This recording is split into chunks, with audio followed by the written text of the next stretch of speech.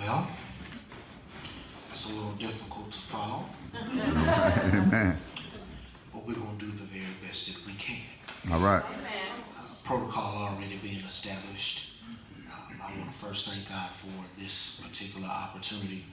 I want to thank God for a very close friend of mine, supporter, for being here, and Tango, and for the woman who, should God delay his coming, will walk beside me in both ministry and in life. So I thank God for those three. Let's go ahead and get started.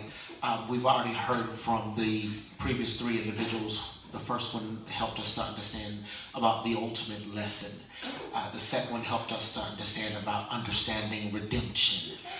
Don't worry, I will. And then the final one, he went ahead and helped us to understand the ultimate sacrifice. Now we find ourselves at Matthew, the 27th chapter, and the 46th verse, and it reads as follows. And about the 9th hour, Jesus cried with a loud voice, Eli, Eli, lama sabachthani. That is to say, my God, why hast thou forsaken me? Well, if I had to go ahead and tag a text, I would go ahead and say, God has not forgotten. All right.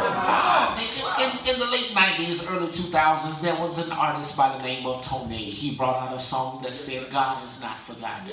And part of the song, it said, God has not forgot, God has not forgot. If he said that he'll do it, it will come to pass. God has not forgot.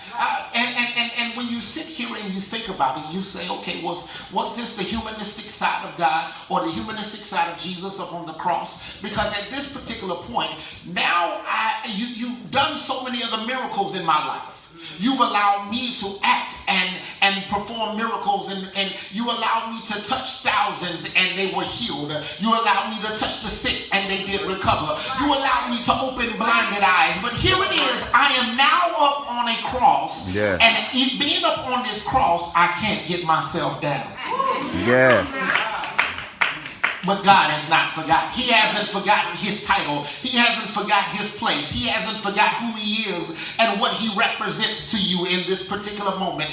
There will be moments and places in time where we will sit here and say, well, God, have you forgotten about me? I've been down in this situation. All right. I've been down a little bit too long. I've been down and despondent. I've lost my family, my friends, my enemies. I've lost everything. I lost my job, my house, my car. And now I'm sitting here saying, God, have you forgotten me?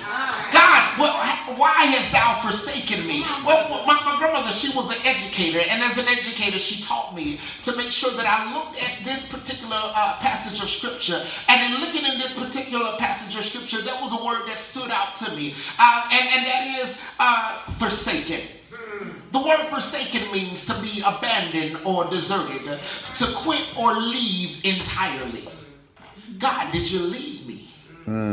God, did you forget about me? No, he didn't leave you. Because in Hebrews, the 13th chapter, the 5th verse, he said, neither will I will never leave you nor forsake you, but I will be with you to the end of the earth. Then in Romans the 8th chapter and the 18th verse, he said, for I reckon that the suffering of this present time is not worthy to be compared to that shall be revealed to you. Yes. You got to realize that in this particular passage of scripture, it was the 9th hour, which meant that it was actually getting closer to what was supposed to happen, getting ready to happen. Yeah. It's getting closer and closer. It was starting to get dark, and now it's about time for the actual word to actually come to pass. You know those prophetic words that you've gotten, or those words that have been spoken over your life, those words that said, hey, this is going to happen by this date. Now here it is that Jesus is up on the cross, and now this is getting ready to happen by this date, by this time. It had already been spoken back in the Old Testament that this was going to happen. Now it is time for the word to be fulfilled. Yeah. All right. For the word to be fulfilled, now you realize that I'm getting close to my victory. I'm getting close to that God has promised me. Yeah. Now the time is getting ready to happen. And now God is actually pleased with everything that is happening. happened. I am pleased with all of the healings that has taken place. I am pleased with all of the transformation, the lives. I am pleased with the woman with the issue of blood that was able to get her healing. I am pleased with each and every blinded eye that was opened. I am pleased with the disciples who opened up the roof and allowed the man to come in so that he could be healed. I am pleased with all of the healings that you have done in order to bring forth some type of life and healing to somebody else. I am pleased, but now it is time for you to die. How does it feel when your Father has said, it is now time to die? It is now time for everything that you were promised to now come to pass.